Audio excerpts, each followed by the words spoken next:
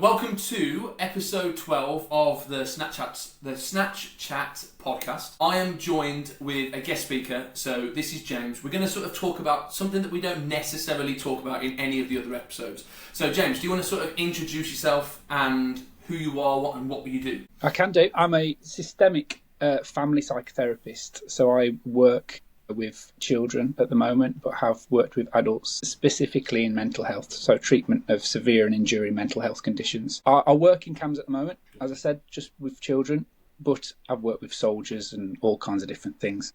But so, how long have you been working with them for, do you say? I've been in the NHS since about 2004. Long time, mate. A long time.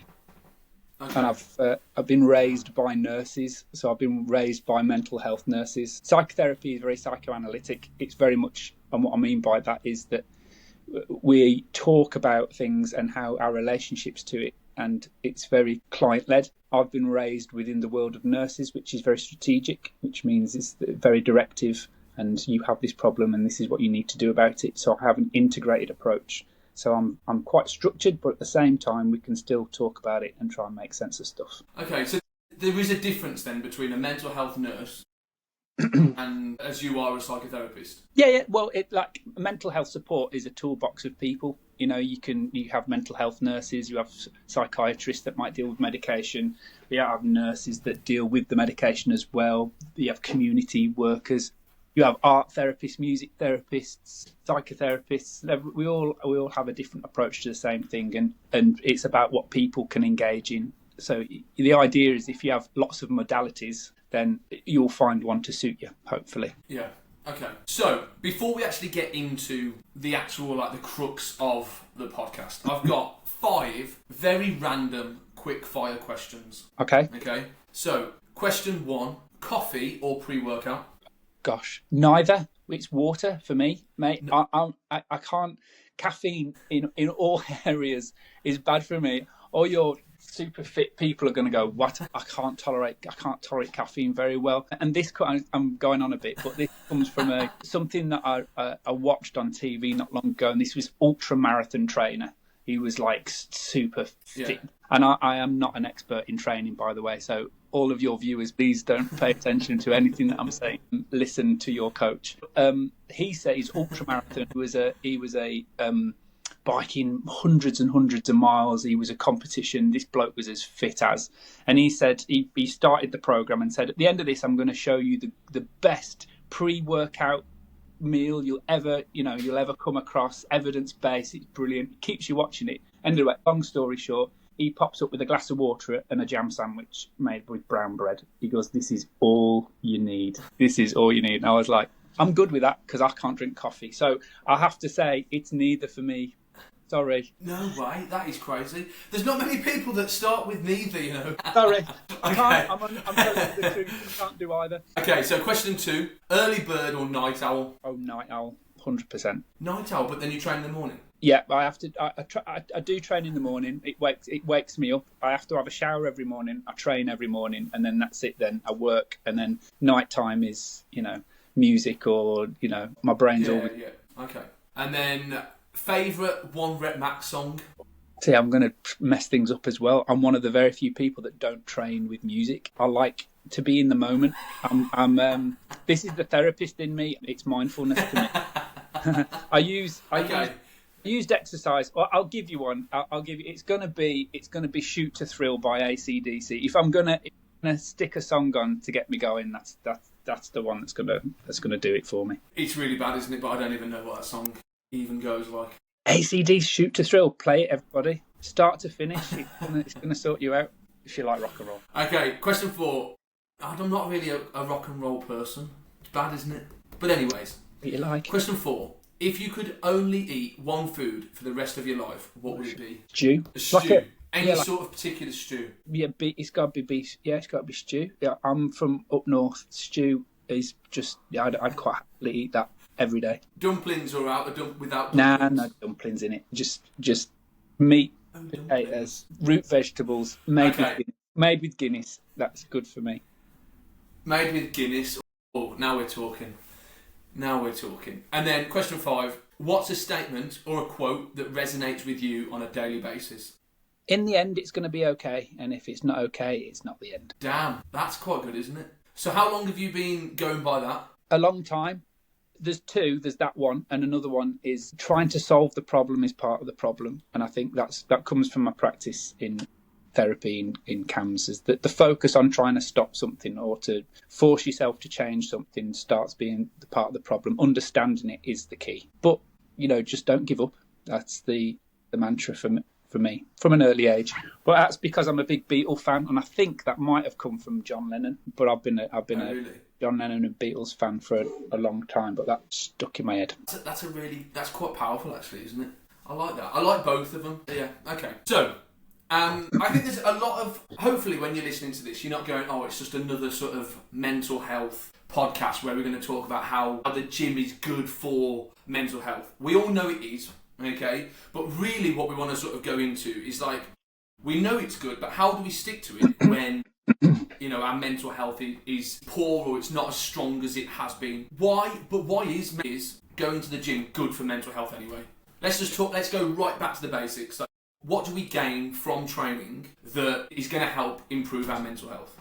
Well, I suppose there's many aspects to it. There's the social aspect, there's the physical aspect as well, and there's also a chemical aspect to it as well. It's when you're training, of course, it is releasing all those endorphins that are good for you, mood endorphins in any case.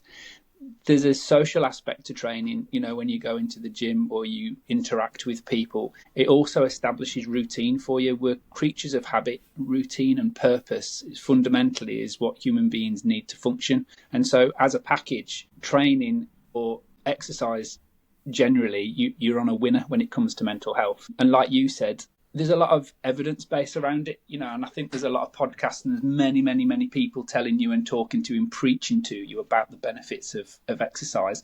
I suppose like they would be preaching and telling you about the benefits of engaging in therapy, generally anyway. But if you consider that, in that context, that exercise is a form of therapy, you're presented with similar kinds of problems like I get presented with where I work, is that we all know the benefits of it and it's all going to be great and good. But when you're in dark places, sometimes it's very difficult to engage in those things that might help you out for lots of different reasons. Therapy is a scary thing, really, in the world. It still is. I've come across lots of scenarios where mental health is still viewed, quite negatively, and we don't really want to talk about it, and it's not prioritised.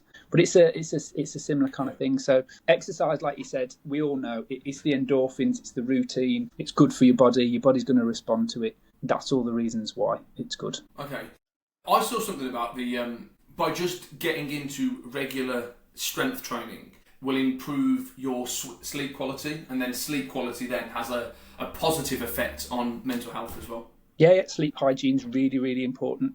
That natural release of melatonin that you get not going on mobile phones late at night, says me, who's a night owl that goes on his mobile phone late at night, is that all of those things contribute. And also, I know from working with you that a big part of training, a big part of meeting your gains specifically is to have good sleep and the right amount of sleep as well. And so it all interlinks. So you're absolutely right, yeah. Yeah.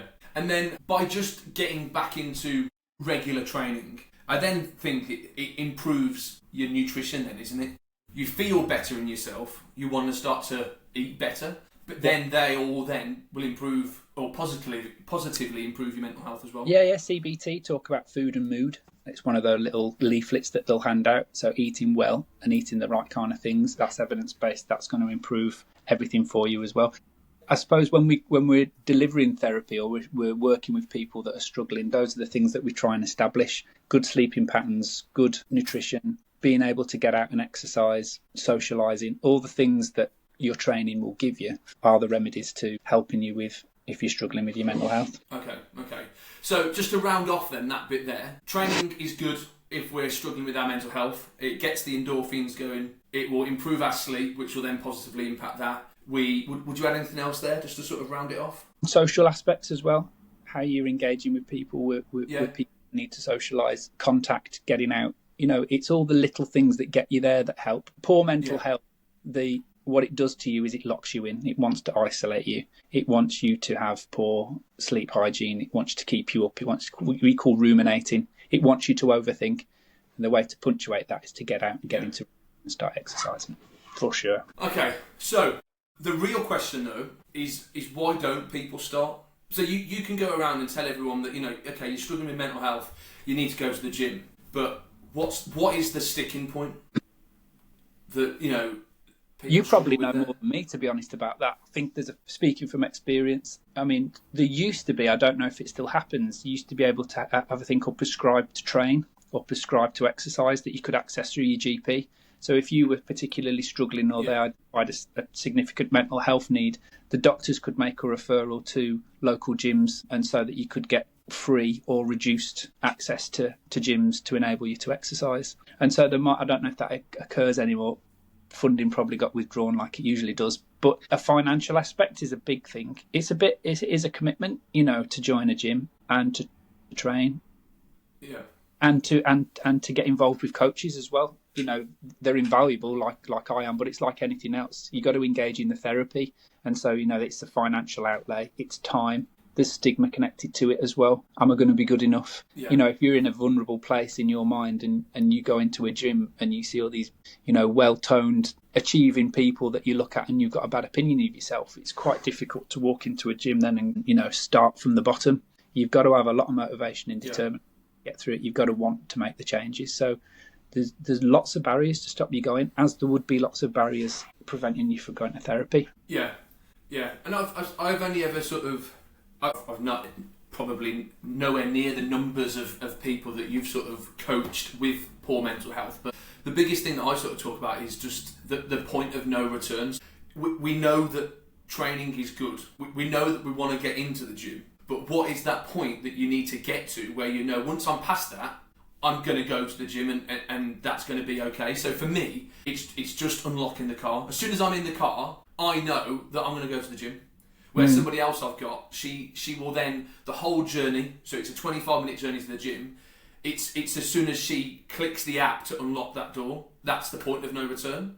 Yeah. So rather than thinking about going to the gym, we now think about that point of no return.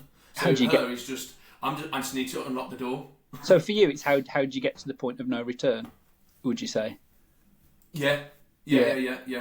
It's a tough one because everybody is different. My point of no return, it depends how, in what context am I training. I'm happy to share with you guys that I had a significant bereavement, and then there was lots of things that were going on for me specifically. There was no point of no return for me. I was quite happy to opt out at any point. So there was no point of no return. I could get in the car, I could drive all the way to the gym, I could do the first workout, get annoyed with myself and walk out. And so, for me, there was loads and loads of different barriers, and it's a unique experience. And this is what I think it is a struggle: is people where solving the problem becomes the problem. Going back to the one-liner that that if we try and create something for somebody, specifically, what do you need to do to get to X, Y, and Z or whatever? There's an added pressure connected to that. It's the motivation to change, which is the big thing, and the allowance to go, when do you feel ready? But then again, when you talk to somebody like you, then I'd know that all I need to do is establish his point of no return, and then he'll be all right. I mean, if I can get him into that car, I can come up with strategies to get that car. But it might be that other people need much more than that. For me specifically, I don't like letting people down. Making appointments when I'm in a good place. So making plans when I'm mentally in a better place. For future James, when he's not in a good place, he's good for me. So I might book coaching sessions. I might commit to somebody going, they're expecting me at a certain time, and then I have to turn up to go to it. So, unknowingly, I might use you, Connor, as a way to get myself over that point of no. I'll tell you what, my point of no return is when I've made an appointment to see somebody and they're expecting me. I could do that. Yeah. Okay. 2 weeks in advance. If I know that I struggle to let people down, I don't want to cancel, it gets me there. So that would be mine. But everybody is different, and it's about finding that little trick for yourself. The first bit is to find what motivates you, what do you need to do to get to almost force yourself to do it. There's a big family therapist quote that keeps going banding around when you very first learn your systemic training is fake it till you make it. The idea of you've just got to make it work, and you've got to do what you don't want to do in order to get you there. So for me, putting all the plans in place, it's harder for me to opt out then. Yeah. So if you were talking to someone, so for me, if I was in a really bad mental state, very much like what you just sort of touched on there, that I don't know what my point of no return is. I've got no point of no return. Like I could literally go to the gym, walk straight back out, do an exercise, walk straight back out. Yeah. What would be the first? Where do you sort of start with that then? What are the first sort of like building blocks to work on? Well, there's a sense. What was it for you, for example? Well, your example of somebody came to you, you'd go, well, you've come to me in the first place, so you clearly want something. And so you might say, well, what's your end goal? What do you want to achieve? So mine was, I just want to lift, I want to bench my body weight, which is a realistic goal. And I think a lot of mental health formula is, what's a realistic goal that you can work to? So mine was that. I wasn't anywhere near it. I need support and being able to get there. That's the focus. So I probably wasn't sitting there going, oh, I need to get well because I don't feel very happy. And so I need to get in the gym. Mine was a specific goal that I need to get to. Or you might ask the question, I'm sure you do as a coach, what do you want to achieve? What's your goal? What's brought you to me? Yeah. And so they'd say, well, I don't know, I want to lift a certain amount, or I want to be able to do this. And then you can set a plan up for them. But they've come to you with goals, so they want to change something, and you just start from essentially. Yeah. Therapy is like training. Yeah. The young people, it's really good because teenage lads specifically, training is the new sitting on the park with a bottle of cider that I was doing when I was, in the 80s and 90s. You know what I mean? It's like now, thankfully, you see a lot of teenage lads getting in the gym and wanting to work out, and I think that's great. That's much better than sitting in the park. 100%. But when I have young people coming to me in therapy, I say to them, doing therapy is like going to the gym. Is that if we were to go into the gym and lift light weights all the time, and we found it really easy, we wouldn't get any stronger. And so when you go into the gym, you've got to lift the heavy weights, you've got to feel the burn, you've got to be sore afterwards. But at the same time, you don't want to lift weights that are too heavy so that you get injured. And therapy is the same. You come into therapy and it's just going to be difficult, but I'm going to push you. I'm like the coach, essentially. I'm going to push them. They're going to feel uncomfortable. They're going to ache a little bit the next couple of days. But the idea is they get stronger. And you start using analogies like that. Yeah. They engage with it, connect to it. I think it's about finding whatever that person's hook is. What do they want to do? What do they want to achieve? And you focus on that, and you bring back the goals until you find something that they can achieve. And it might be, if you're that poorly that you want to go to the gym but you're a little bit nervous, what do you need to do to just get you through the door? And if you've got through the door and you've said hello to somebody and you walk out, that's good enough. And then you walk away and you build on that. Yeah. I think it's about just being kind to yourself, I think. Yeah, 100%. I think that is the biggest thing there, isn't it? Whatever we sort of take away from this is that under arches, you've got to be kind to yourself, haven't you? Every sort of stage of this journey is you've always got to make sure that you're not pushing yourself or battering yourself just because it's the gym. Yeah. So I don't know anything about your discipline specifically, but if you found somebody that was, what's your specialism, Connor? Is it this snap? Is that what you do? The Olympic lifting, yeah. So you've got snatches and clean and jerks, yeah. Yeah. So if a person came up to you who's doing Olympic lifting and they said to you, look, I'm really struggling to hit a particular weight, and I don't know why, I really want to lift this weight. The form was off, the technique was bad, and they were really frustrated about it. The principles that you would take to get them up to where they'd wanted to be would be a very similar approach that I'd take with therapy. And so you're probably more aware of it than you'd realise. You'd rein in the weights. I imagine you'd probably focus on technique a little bit. You'd give them achievable goals, and then you'd build on the achievable goals until they reach the weight that they wanted to. And then you'd say, well done, you've reached those. Yeah. That goal, what we're going to do now, we're going to push on, or are you stopping? And they'd probably say push on because they're feeling in a great place. Therapy is exactly the same. There's no difference. It's just one's the body and one's the brain. But it's the brain as well. When you track logically, somebody might walk in and lift load of weight, the next day they don't. What's that about? Yeah, it's crazy, isn't it? Yeah, but it could be that they're in a bad place psychologically. It could be that they had rubbish sleep. It could be that they've ate a load of burgers over the weekend and they might have had But same with, people come to me with therapy and they're great one week and the next week they're, in a really dark place. And, you don't know. It's all a big relationship. That's why I'm a systemic therapist. It's all connected. I think a lot of people in the gym assume everything's going to be linear. And I suppose everyone thinks that mental health is linear. it starts off poor and it's progressively going to get better. But a lot of the things that I sort of talk about with clients that are, just training, is that it comes in waves, and as long as the highs are getting higher and the lows are getting higher, that there is linear progression, but it's not a straight line. We are going to have weeks where sort of things fall off a cliff, but as long as we don't fall off a cliff as low as we did a few weeks ago, we're in a better position than where we were. Yeah, totally. I use exactly the same analogy. If your general trend is improvement, but you clue them up. You anticipate peaks and troughs, so you'll anticipate times where it'll dip and then it'll come back again. Typically, when we're treating depression, for example, and medics or the psychiatrists prescribe medication, the first couple of weeks of taking medication, you'll anticipate a dip. Your body chemistry is changing and things are getting worse. And so there's a big push on that first couple of weeks to tolerate the down and to think that you're not getting worse and to have the motivation to carry on. And a similar kind of thing when I began training, was hardly lifting any weight really comparably. And there's some days where I do really well and some days where I just couldn't do it. And luckily there's coaches there saying, right, when are we meeting again? Let's crack on. Yeah. That's what we need. Yeah.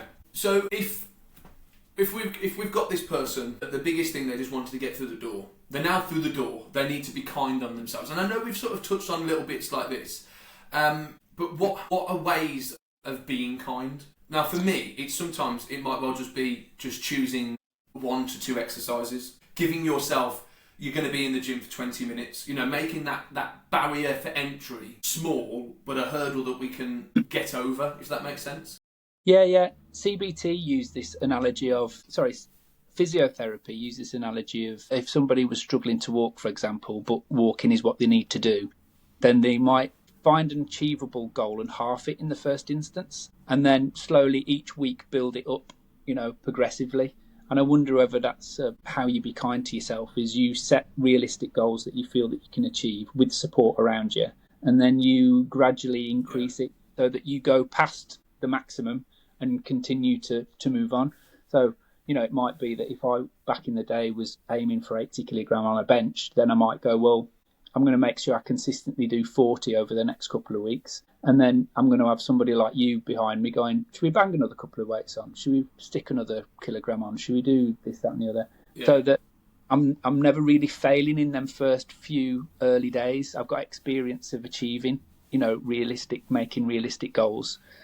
So that when the hard times come, when the weights get heavier, I can be kind to myself and think, well, I am lifting, 20 kilograms more than I was a month ago, so I can be a little bit more kind. Yeah. If I go straight into it, I'm just going to think I'm no good, and weak. And it's probably the same in therapy, I reckon. Yeah. The one thing that I remember you told me this a few months ago now, but when you went through that bereavement yourself, that you just went to the gym and just stood there in a squat rack for like those first 2 sessions. You didn't necessarily do anything. But it was being in a gym and being around other people that are training that sort of made you feel.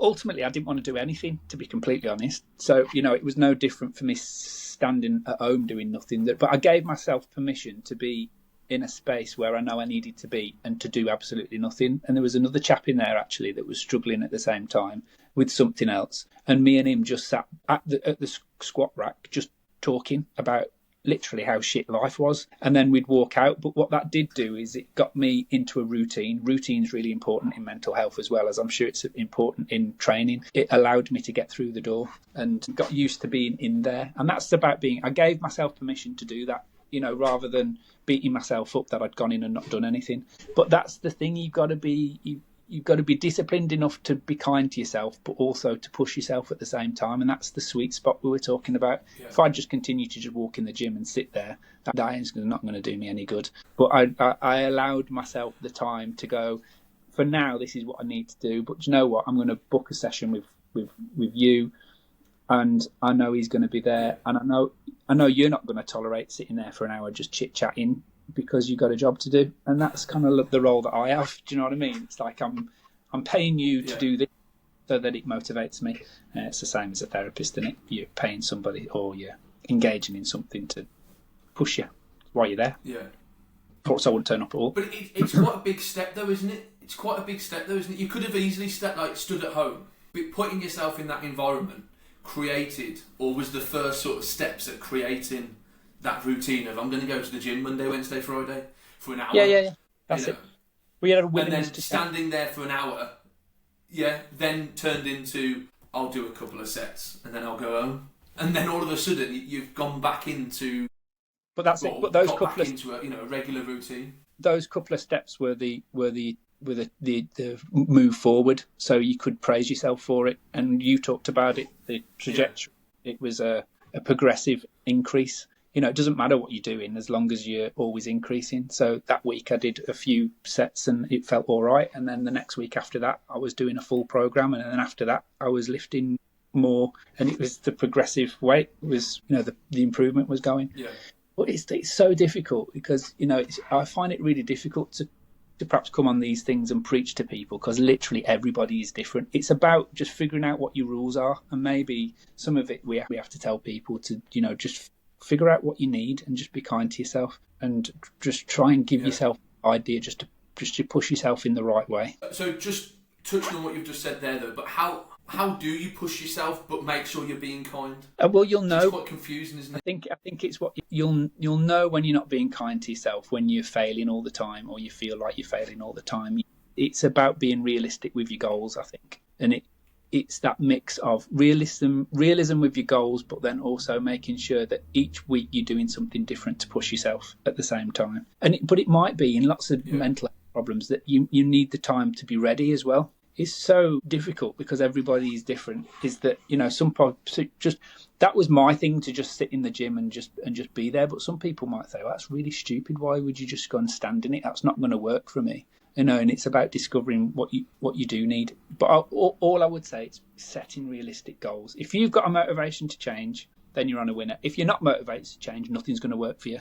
You know, unless you surround yourself with somebody that's going to motivate you for you. But if you have a willingness and if you want things to be different, then you can set yourself realistic goals, and I think that's what you work to. And that's what you would say to somebody that was struggling in training. You know, if they go, I want to lift 120 straight away, you're going to hurt yourself. Come up with a realistic weight.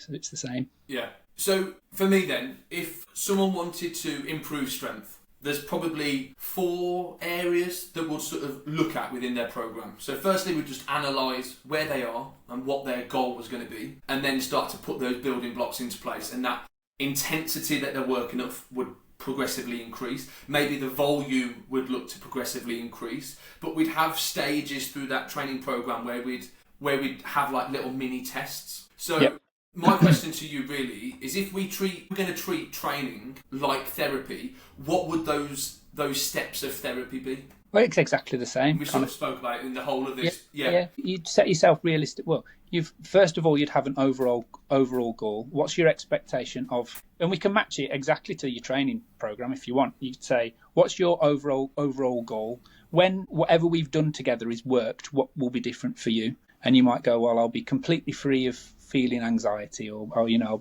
I'll be able to go out with my friends, or I'll be able to do whatever. Or your goal might be, I'll be able to lift 120 kilograms, right? And you go, okay, well, we're not going to get there in, you know, straight away. What can we do right now? Tell me about what you can do. Tell me about what you struggle with, and you set realistic goals. And just like you've said, within that program, you'd have like review sessions. Where are we at?